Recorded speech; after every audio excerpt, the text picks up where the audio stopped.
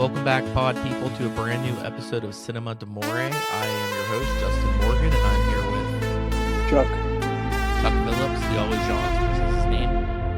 And we are discussing Save the Green Planet, the 2003 South Korean, I don't know what you want to call it, comedy? film. Thriller? What did you say, film? Just a film. You're like, what's the word for something like this? It's like Moving pictures that moved. pictures. There's lots of moving pictures. Yeah, I've been wanting to see this movie for a while. I don't think it's easy to come across. I don't ever remember it popping up on anything, even for a short period of time. But I've heard about it for a while. It must have been 2024 that I heard they were going to remake it, and it didn't dawn on me that I was watching the remake until I was in the theater watching Lanthimos' new movie Bugonia. I was like, oh shit, this is the remake of that movie that I have yet to see. And so that's what we're going to end up doing next week as a comparison between the original Save the Green Planet and the remake Bugonia. Also, again, we're recording this before the Oscars. I don't know. Begonia's up for a few Academy Awards. I personally don't think it's going to win anything. I think it's just... I just don't think happy to be there. It's just happy to be there at this point. Exactly. Did you watch this movie before, Chuck? No. Wow. I think it's because it's just harder to come by. I feel like you would have seen this I've if it never was heard anywhere. of it until, it's just, I've never seen on DVD of it, never seen it streaming. Yeah, and it's like also, I mean, we'll get more into it, but like the cast, the main guy, the main character, I have seen in a couple things, a couple big things, I guess, but almost no one else is familiar. The idea never seemed familiar, and I think this movie's a lot better than what I expected when I heard what it was about, because it just sounds insane, and it is insane. This is absolutely a crazy, insane movie. It is a fun one. It's definitely it is hard to figure out what it's a comedy, sci-fi, horror, just a weird movie. It is a mash of all of those things. I knew I was going to like this movie in the big opening scene. Our main character, Somewhere Over the Rainbow. Yeah, when he kidnaps the guy, and then it goes into the Somewhere Over the Rainbow as he's driving around and ecstatic that he kidnapped this guy. I knew we were getting into a good movie. It's a great plot. He thinks there's aliens out there, convinces his girlfriend that, they need to kidnap this alien to save the world. And, he's got a plan. He's done this before, he tells her. Even before that, where you get to the scene where the guy's like, I think very early they explain why he's kidnapping this guy, that he believes that he's an alien and it's the only way to save the Earth. And he meets that guy in the parking garage, and he looks like a psychopath because he's got like, it's not necessarily like a trash bag, but he's wearing like a bag. I mean, I'm pretty sure he's wearing a trash bag. He's a trash bag. And he's got that like crazy strainer helmet on his head with like the shit moving around on it, like the little it's like a more advanced version of a tinfoil helmet. Yeah, that is exactly what it is. And that guy's just like, can I help you? Like, just trying to have this like conversation with the guy. And yeah, so so the main plot is this guy kidnaps this executive, is basically believing that he's an alien, and he wants him to confess that he's an alien and give him all the information, that all the conspiracy theory shit that they've been hiding for years. And this dude is just tied up and about to get tortured, and he's very much just, guys, I don't know what you're talking about. This is insane. I'm just a person. And that's where the story just kind of goes bonkers. It's one of the one of the most unreliable narrators because we know that this guy is on meth and Super meth. he is super meth. He has like I do enjoy uh I like while the cop is describing the super meth stuff, like he's like, yeah, this stuff will make you crazy, it does all this. And then we like immediately get that uh scene of him in town, and he's beating up that guy and throwing him through the window of the pharmacy, and everyone's cheering about what a great guy he is. He's like, you better not be around here anymore, and he's the big hero. Then just immediately cuts to that guy's bullying him. It's like his old Yeah, that pal guy's that like used to live there. yeah, that's like his drug dealer or something. And so we already know this guy is definitely out of his mind. And I think that this might be one of the better premises for almost any story. I mean, we've even recently did you see It Was Just an Accident or hear about It Was Just an Accident? I've heard of it, but yeah, I haven't seen it yet or seen It's like anything a from it. French Iranian film, and this guy thinks he recognizes this guy as the person that like tortured him.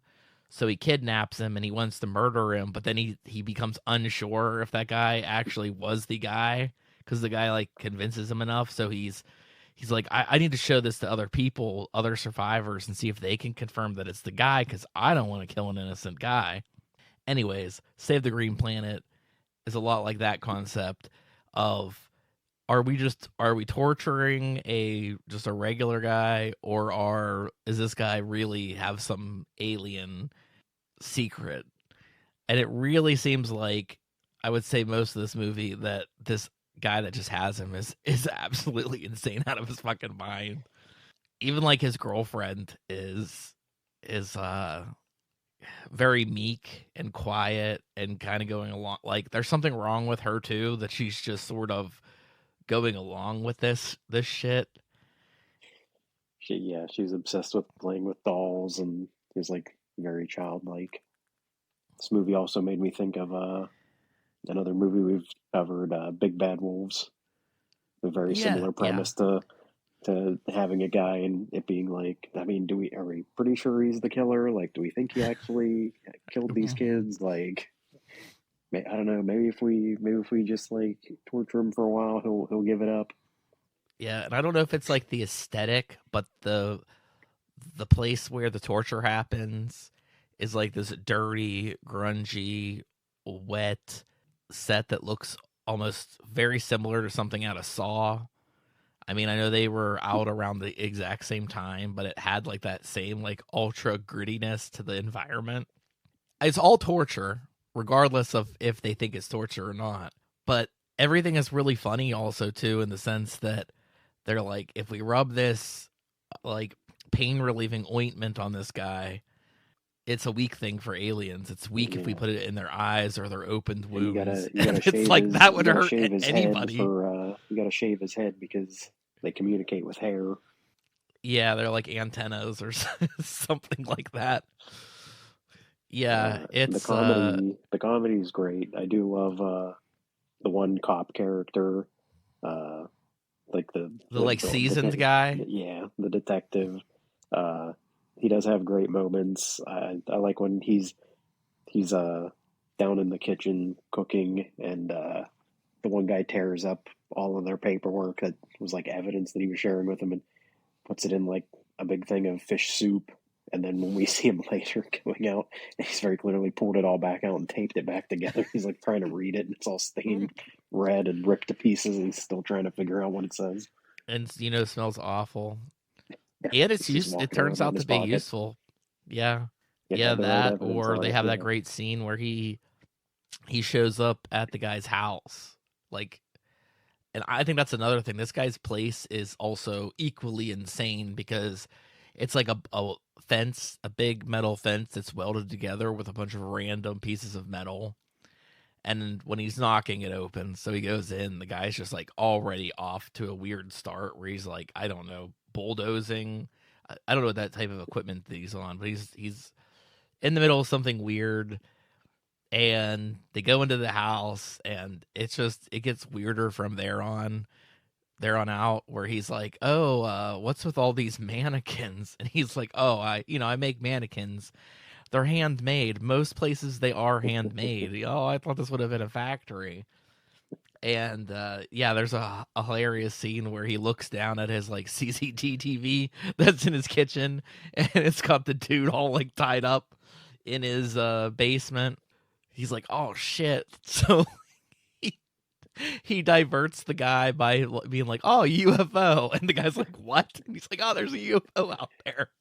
And he really does that excited about amazing that. scene where he, like with leans out the window and then with his bare foot, like hits the remote and turns off the television, which I would Also, still feel would be kind of loud, but he yeah, succeeded. And I do enjoy the everything with the dog's funny too. From the dog's name's Earth, and when he tells him earlier, he's like, he gives him like plain dog food, and he's like, "Oh, I know you don't like it because it's not alien meat." So it's like he's been feeding all these guys to the dog, which then when the cop's leaving, and he's like, I guess maybe this guy isn't the one I'm looking for, but he sees the dog there and like finds him chewing on like a bone that looks like a human-sized bone. So he's like, oh, I guess it is him. he like Uh, holds it up to his own leg to be like, yeah. oh my. But then when it gets all the way to the end, I think my favorite line in this entire film uh, is when the younger cop shows up to try to rescue the kidnapped guy, and when they all go to leave, and he's like, "Earth is now in your hands," and he looks at the dog and then just walks away, and it's like you're thinking like the cop's probably thinking, "What is he saying? The fate of Earth's in my hands?" And he's like, "No, the dog. You need to take care of the dog, Earth." Yeah, that dog is funny too. Yeah, because when the main character's talking to the dog, like the very first time, he does sound insane talking about Earth, and then when he's talking about feeding Earth, and zooms up or pans up to Earth's house about on the dog house, so you know Mm-hmm. that's who the dog is. And then I really do like the scene where he does he finds the bone. Is that when he goes back in and you think that he's dismembering a guy, but he's like piecing together the. No, that was just in the middle of the night. He like woke up and went through the trap door. Oh yeah, yeah, yeah. But the scene where because the guy he's a beekeeper, the main dude. There's that scene where he meets the guy has the bone and everything, and he meets him on I don't know, he's on a cliffside or something, and then they have this long talk about, oh yeah, what's that in your hand? And he's like, oh, that's the nectar that the bees love to eat, and I got to keep the bees happy. And it's like, oh yeah, you definitely have to keep those bees happy. And is just murdering the guy by throwing it on him and having all the bees attack him, and he falls off that cliff. And then it's that awesome shot of a really good shot, I thought, a special effects shot of the dude laying there with all the bees just nesting on his head. Not the bees. It is a big not the bees moment. I would have probably already been getting stung out there, just not having any of the beekeeper outfit on. But yeah, it goes back and forth between being ultra violent and serious, and then it goes into the comedy, such as when that dude first shows up, and the dude's in the basement trapdoor thing, and he has his hand out, and of course his fingers are sticking through, and of course the kidnapper sees it and the detective doesn't see it, so he decides to step on his fingers, but the guy never screams out in pain or anything. I feel like that would have been, I don't know, I feel like he would have probably got him then, so that's kind of where it gets into the little bit of unbelievability. Torture the shit out of this guy. And I like his he's got his electrodes where he's gonna zap him. I feel like the only continuity thing is there's a moment where he spits out his teeth, and you see that he's been collecting lots of teeth.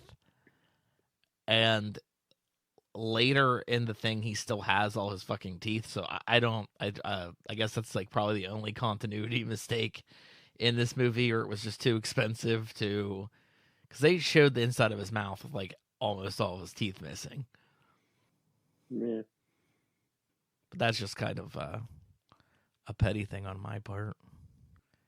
But yeah, I enjoy where, and then you do get to the point where the executive starts admitting to being an alien, and it's like, okay, is this guy actually the alien, or is he just trying to appease the guy to like talk his way out of it?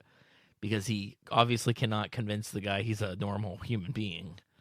Yeah. He tells him that his mother is like part of an experiment and tells him there's a chemical in his trunk. And if you go get it, and it's like definitely like looks like a bottle of poison. He's like, but no, it's not a bottle of poison. It won't kill her, and which of course it does. Like you knew it was going to. Uh, and he's like, no, it's fine. Just give her that. So yeah, you start to think like, oh, maybe yeah, I guess he isn't the alien. He was just trying to get this guy to kill his own mom or something like that. Uh, Because and his yeah, stuff, his company poisoned his mom, yeah, poisoned the main guy's mom. Some kind of settlement. He remembers this guy. He remembers that his previous girlfriend and everybody was killed. So yeah, he's like, I got the cure. It's right in the back. Yeah, it's right in the back of my car. It's looks like a bottle of poison, but it's definitely not. Just give that to her and we'll be fine. Trying to buy himself some more time to like, get out of that situation. Which also goes into thinking that maybe this guy is even more crazier than you think, because not only is he on meth, but he has a reason for specifically pinpointing this guy to kidnap and torture and do all this stuff yeah. too. Well, yeah, you find out that that's all of his victims. They were like a bully from school, like a guard at the mental institution that he was at, or something, or the jail that he was in. Like, yeah, everyone that he killed is all related to him somehow. They're all people that he had, a reason to wanna kill. Yeah, he even says that like, so how many of these people were actually aliens, and how many were just people you wanted to kill? Yeah, and I'm a big fan of the guy's story of them coming to Earth. And you, first of all, you do see that he's just like like usual suspects, just been looking at shit around the place to like piece together his story. And I And it also is like how obviously his 2001: A Space Odyssey. yeah, very heavily a 2001: A Space Odyssey with the apes and the It's like a monolith big monolith. Yeah, with like their umbilical cord. Like he does like an Adam and Eve story, and he's like, yeah, we made him, and he wasn't perfect, so we have to keep coming back to make sure that we have the genes right for this new creature of ours that we made in our image, which is like heavily like Battlestar Galactica, alien conspiracy stuff. yeah. They were just too violent, so they had to do something about them. I mean, you even go to these, like, some of these scenes are like wild where, yeah, they're like fighting and he's stabbing him with the screw that like fell out of that thing or whatever the hell that piece of metal was. And then when his girlfriend shows up and she tries to save him, After she and runs she away does. from the circus. We do find out that they've met each other at the circus or whatever. But yeah, they where she does all her like backflips and stuff, and the guy like has the gun and he fires it and she's just gone, and he's like, what the fuck, where did she go? And she's she's like hanging from the ceiling. They're being a little crazy, my earths. But yeah, he's got his circus girlfriend. um there's like a weird backstory where is it his dad or is his mom's boyfriend or something that he kills with one of those I uh think it's his dad. umbrellas. It was like a slightly. His backstory was all a little confusing. I think it was like his dad got injured in like a mine collapse, I guess, or yeah, or it was the other way. Like his dad died in the mine collapse, and that was like his stepdad or something. I don't know. It was not very super clear on some of that in the flashbacks. Yeah, so he's definitely very, very messed up from childhood on. Yeah, killing him with the little And umbrella from like a pina colada. yeah, the little umbrella, the drink umbrella. I think that wasn't his mom's job. He's like, my mom used to Yeah, make those tiny umbrellas for drinks. And there's a weird shot where like it's his dad or stepdad that he stabbed in the head with one, and I'm sure he killed him. I don't know how. I don't know how that's humanly possible, but stabbed him he's so hard with definitely a tiny umbrella. yeah. But how do you feel about it that it's like bonkers right out the gate? Like, do you I enjoyed it a lot. It was just the right amount of weird? crazy to weird, just all over the place. Did you believe that he had found an alien, or did you think that he was absolutely insane? I mean, I thought he was insane.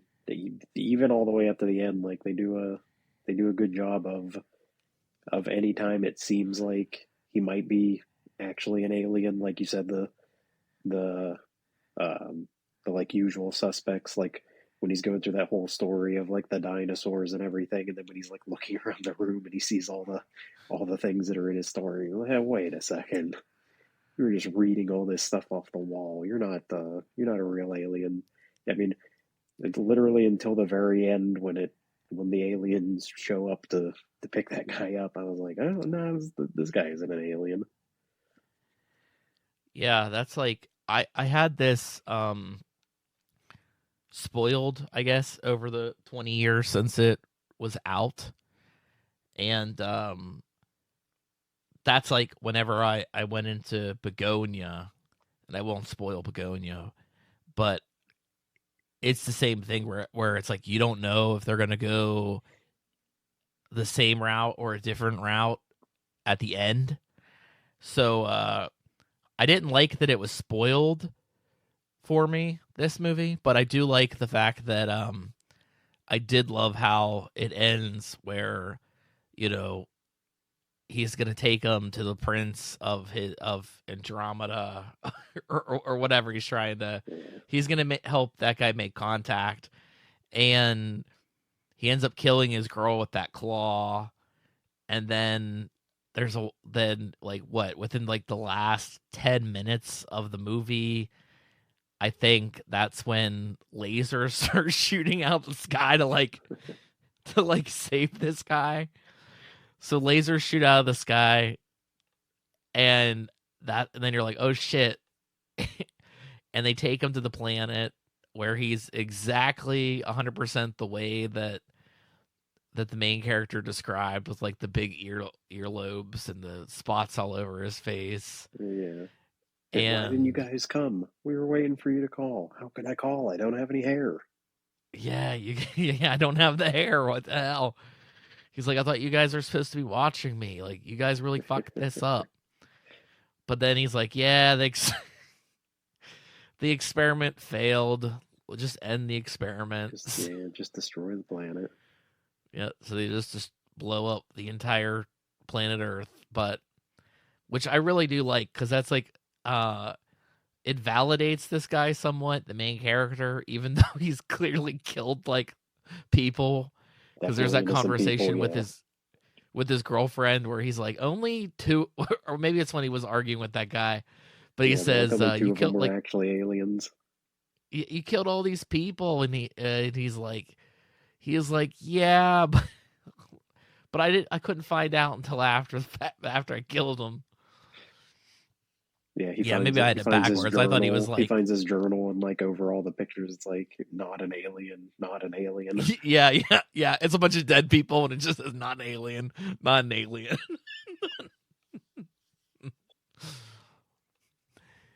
It's like he finally got it right, but it was too late. Yep, yep. You done fucked up. What do you think? What do you think Lanthimos is gonna be like?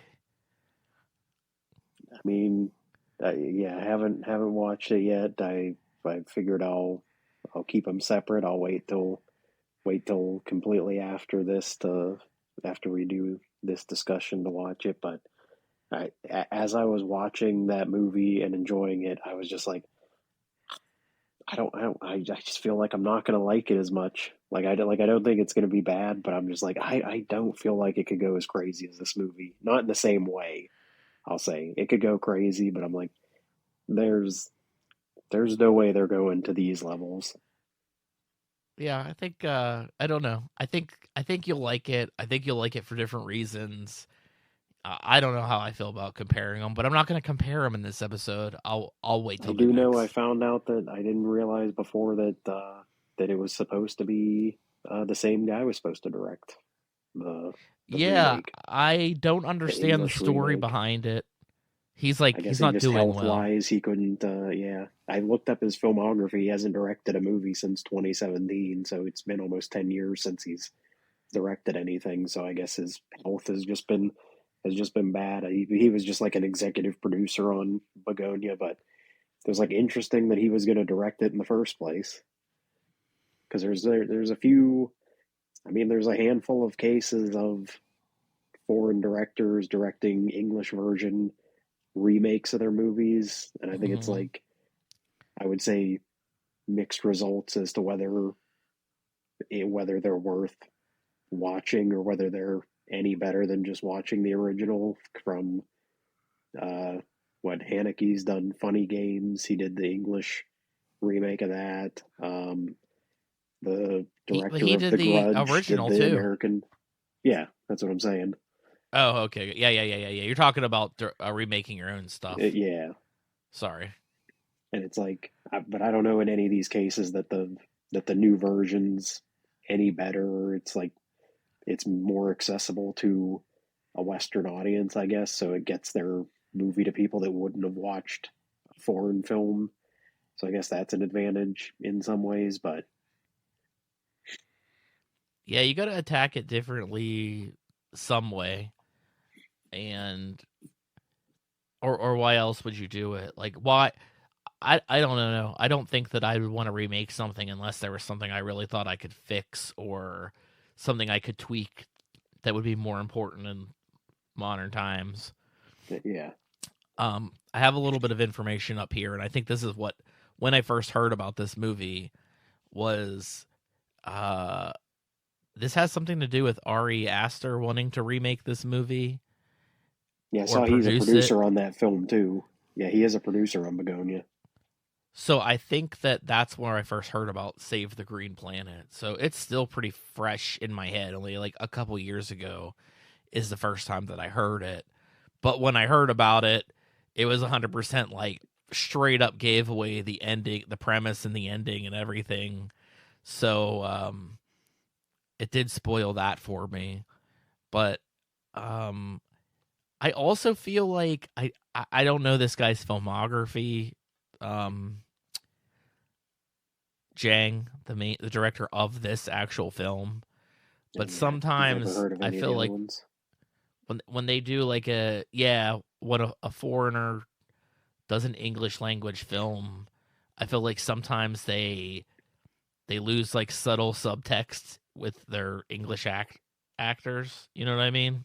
Yeah, Or they don't the performances come off weird because they don't get the tone. They don't get it right. So I feel like Lanthimos or having somebody else kind of do it makes the most sense. But I am also would be highly interested to know what the hell um, this guy would do. Because I mean, like the Earth at the end of this movie is it's literally destroyed by like a giant penis thing that like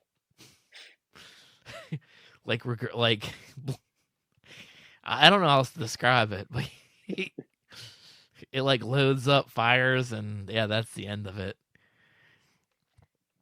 And yeah, it does. I don't know why I was watching it because I didn't know if I would understand it, but at the end when they have the credits, it's like this floating TV that comes on, and it kind of gives you a little bit of backstory of the main character as he was a kid and growing up, yeah. and like yeah, like him meeting, literally meeting his girlfriend like at the circus or whatever the hell they were. But yeah, and then I see here too, and I just have up Wikipedia, so I'm just interested on your perspective of it. But it's saying that the main idea from the story came from two things. One, he thought that Misery lacked depth with the Annie Wilkes character, but there was a weird website accusing Leonardo DiCaprio of being an alien who wanted to conquer Earth by seducing all the women. I mean, that sounds pretty accurate. Like Leonardo DiCaprio. Yeah.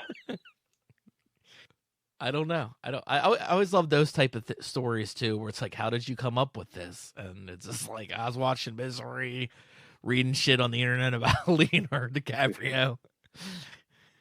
Too bad Leonardo DiCaprio wasn't cast in Bugonia. Yeah, that would have been kind of cool. Yeah. Yeah, like a full circle moment. Yeah. Or maybe even Kathy Bates, like get them both in the remake. Get Kathy Bates to be the mother in the hospital. Yeah, wouldn't that be good? Yeah.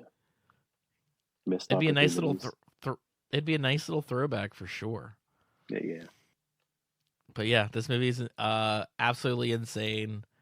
It's very fun to kind of not trust anybody. I think I'll always like those types of movies. This movie was a lot better made than I had expected. Like, I kind of expected it to have like a very low budget, but it looked like it had its shit together for the most part. Like the practical effects and everything looked good. Yeah. There's some visual effects that don't look too bad. I mean, there's some that look dated. You know, when they're going through the bloodstream and that weird shot with all the hands coming out at the guy's face.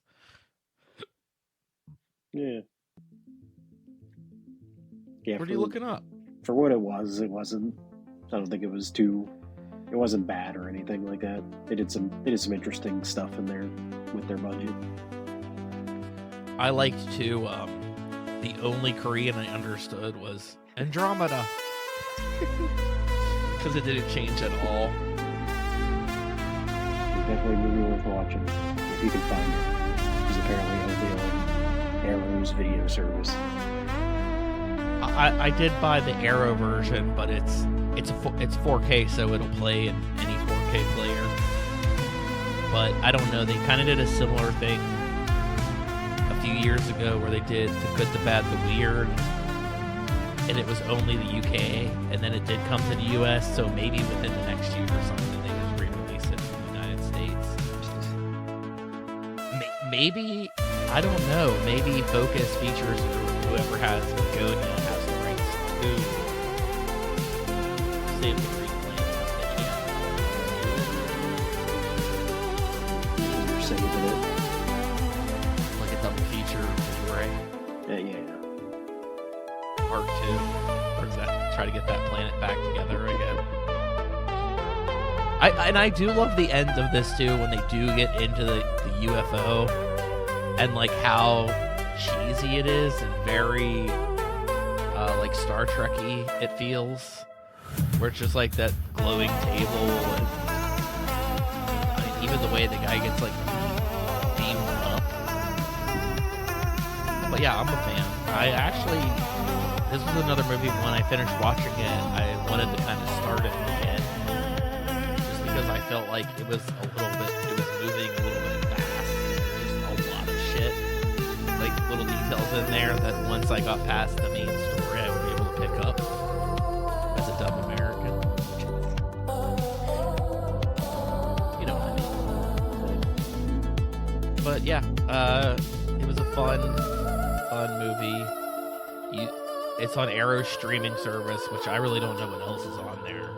Did you see anything else worth watching, or you didn't really explore it? I mean, it was probably all worth watching. It didn't look like it was a lot of like weird B movies, like stuff I've never heard of in my life. Like, yeah, probably worth checking out though. Stuff that you probably would not knowingly go looking for, but if you found it there, it'd be like, oh, okay, that sounds cool. Which I mean is kind of what Save the Green Planet seems to be like a movie you wouldn't even be looking for, but once you found it, it's like, oh, okay, yeah, I want to watch this again. Movie you weren't looking for. And I know we're doing a lot of releases in March. I feel like we've done it every single week, but we'll be back next week with Bugonia. Yep. See you there. Thanks for listening.